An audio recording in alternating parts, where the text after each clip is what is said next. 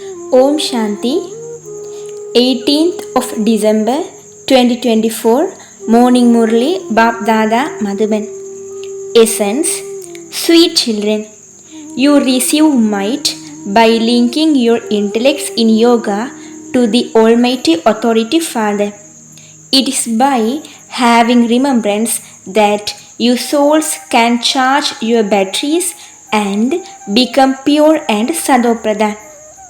Question: what effort do you children make at the confluence age that rewards you with a deity status? Answer: at the confluence age, you make the effort to become cool. It is by becoming cool, by becoming pure, that you become deities. Until you become cool, you cannot become deities.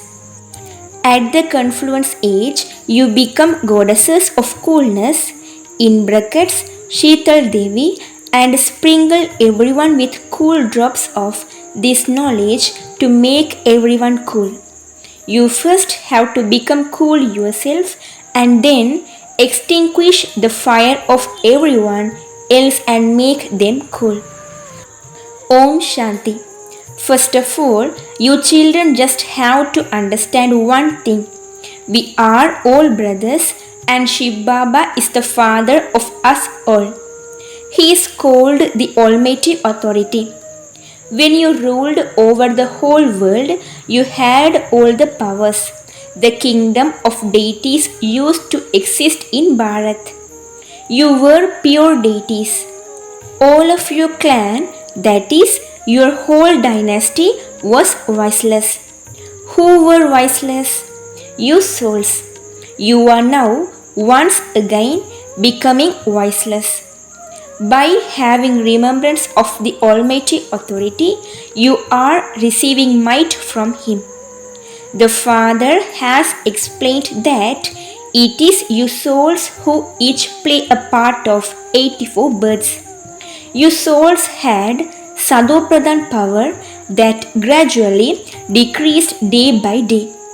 From being Sadopradhan, you had to become Tamopradhan.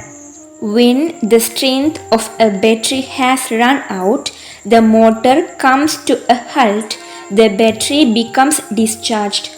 The battery of a soul doesn't become fully discharged, there is some power left.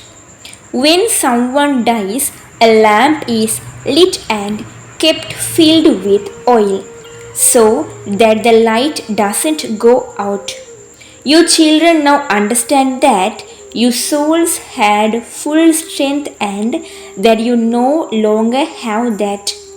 You must now keep your intellects in yoga with the Almighty Authority Father and fill yourselves with power, because you have very little power left. If your power were to finish completely, your bodies would not remain. By remembering the Father, your souls become completely pure. In the Golden Age, your batteries are fully charged. Then your degrees, that is, the power of your batteries, gradually discharges. By the time your souls reach the end of the Iron Age, you have very little power left. It is as though you are bankrupt of your strength. By remembering the Father, your souls become full of strength. Therefore, the Father explains, you must remember the One alone. God is the highest on high, everyone else is part of creation. A creation can only receive a limited inheritance from a creation. The unlimited Father is the only creator, all other fathers are limited.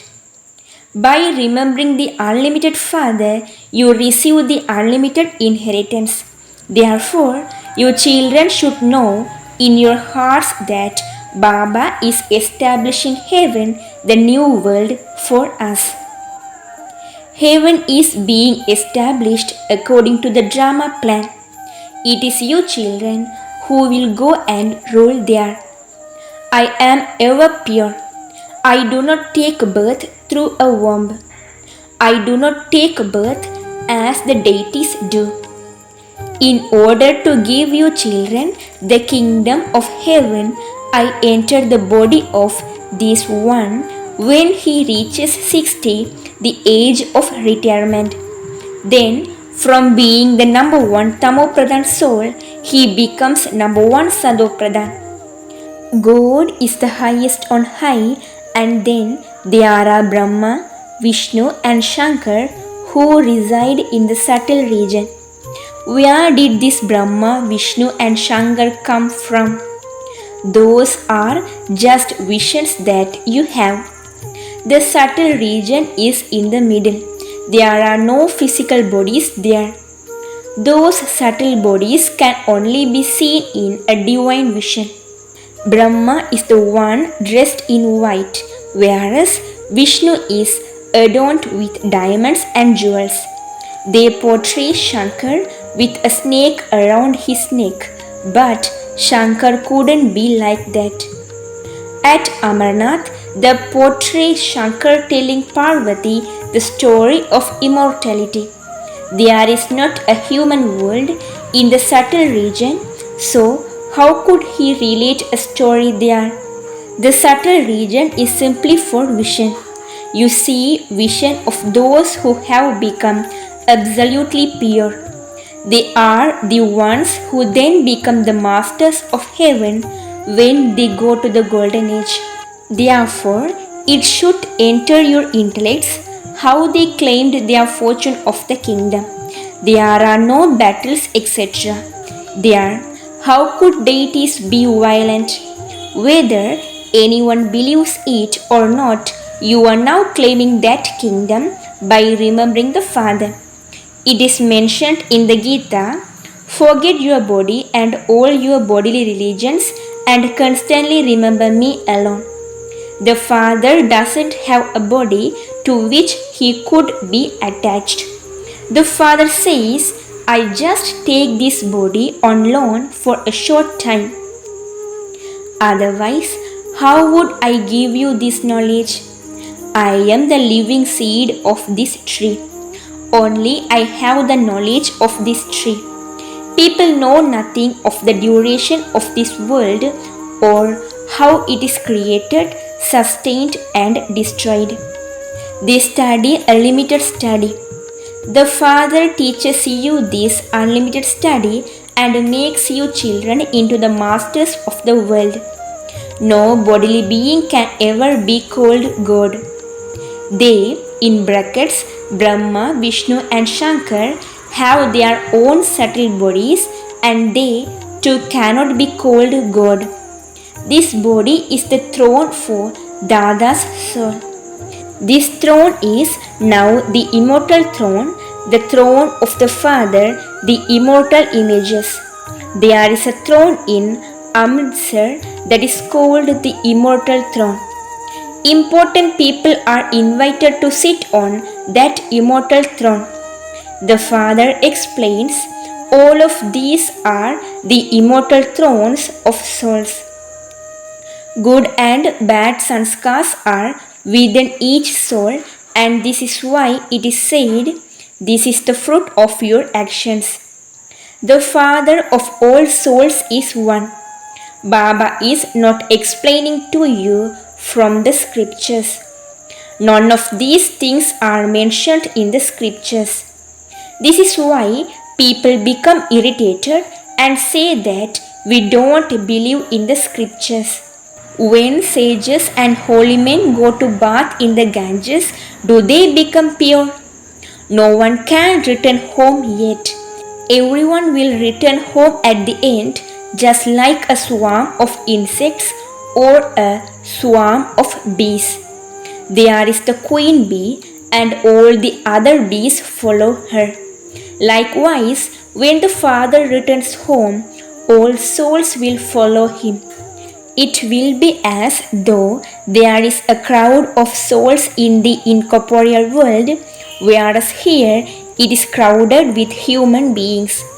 This crowd here will also have to run home one day. The Father will come and take all of your souls back with him. There is the praise of Shiva's wedding procession. Whether you are sons or daughters, the Father comes and teaches all of you children the pilgrimage of remembrance. Souls cannot return home without first becoming pure. After you have become pure, you will first go to your abode of silence and then go down gradually number wise. The world population will continue to grow. The kingdom has to be created. Therefore, not everyone will go down together at the same time. The tree gradually continues to grow. The Father first of all establishes the original eternal deity religion. The first ones to become Brahmins are those who are to become deities. There is Prajapita Brahma, in brackets, father of people, and so there would also be brothers and sisters among the people. Many become Brahmakumars and Kumaris here. It must definitely be because their intellects have faith that they are able to claim so many marks. Those of you who are firm will go there first, and the weak ones will go later. All souls first reside in the incorporeal world, and then, as they come down, the population grows. How could a soul play his part without a body? This is a world of actors, and it continues to turn around all the 4 ages.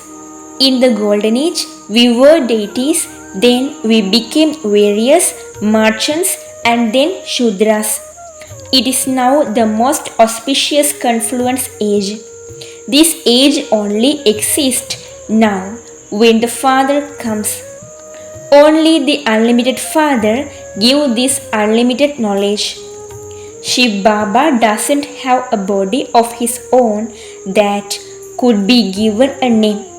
This body belongs to this Dada, and Baba has taken it on loan for a short period.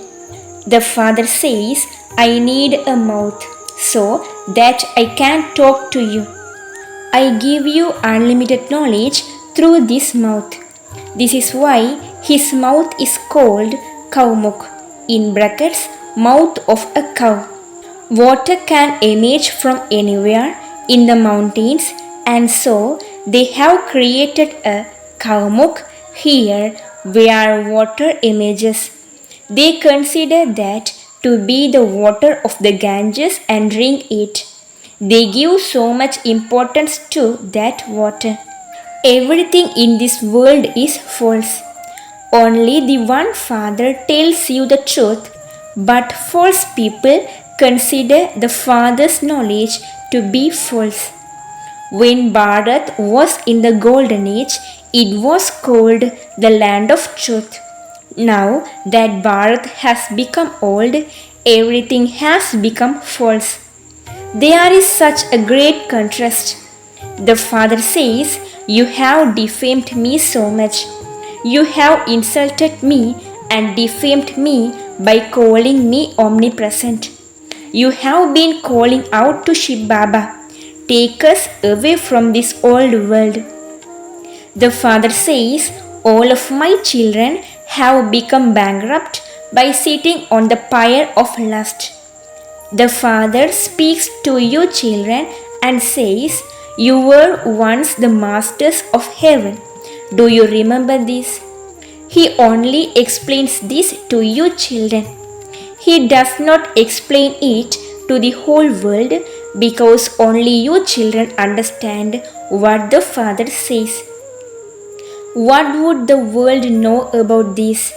The biggest throne is lust. The very name of this world is the impure world, whereas the Golden Age is the 100% pure world. Human beings go and bow down in front of those pure deity idols. Although many devotees are vegetarians, it isn't that they don't indulge in vice. Many remain celibate from childhood, and from their childhood onwards, they don't eat dirty food either. Sannyasis too say become voiceless. Sannyasis renounce their homes and families. They then take their next birth to householders, and they once again renounce their homes and families and go into the forest. However, would it be possible for them to become pure from impure? No. No one can become pure from impure without being given Srimat by the purifier Father. The path of devotion is the path of descent, and so how could they become pure? If they did become pure, they would be able to go back home and then go to heaven. Do the Golden Age deities ever renounce their homes and families? The sannyasis renunciation is limited, whereas your renunciation is unlimited. You renounce the whole world, including your friends and relatives. Heaven is now being established for you. Your intellects are now facing heaven. People are still dangling in hell, whereas you children are dangling in remembrance of the Father. You are made to sit on the pyre of this knowledge in order to become goddesses of coolness. In contrast to the word cool, there is the word fire, in brackets heat. You are called goddesses of coolness. There wouldn't have been just one of you. There must definitely have been many who made Bharat cool. At present, everyone is burning on the pyre of lust. It is here that you are named goddesses of coolness. You are the goddesses who make everyone cool, the ones who sprinkle cool drops of this knowledge on everyone. Devotees go to sprinkle drops of water, whereas it is the drops of this knowledge that are sprinkled on souls here. When souls become pure, they become cool. The souls of the whole world have now become burnt by sitting on the pyre of lust. You children are now being given the urn of nectar. With this urn, you become cool yourselves, and you also make others cool. This one too has become cool. Both husband and wife live together. It is not a question of having to leave your home and family. However, when that couch was created at the beginning, some must definitely have left their homes. For what? In order to be able to sit on the pyre of this knowledge and become cool. Only when you become cool here can you become deities there. The intellect's yoga of you children should no longer go to your old homes. Let your intellects cling to the Father, because you all have to go back home with the Father. The Father says, "Sweet children, I have come as your guide to take you all back home." You are the Shivashakti Pandava army. You are the ones who receive might from Shiva, the Almighty Authority. People think that the Supreme Soul can restore life to dead people, but the Father says, "My beloved children, every soul has been given his own internal part to play in this drama. I am the creator, the director, and the principal actor. I cannot change anyone's part in this drama at all." People believe that each leaf moves on the orders of the Supreme Soul, but the Supreme Soul himself says, "I am also dependent on the drama.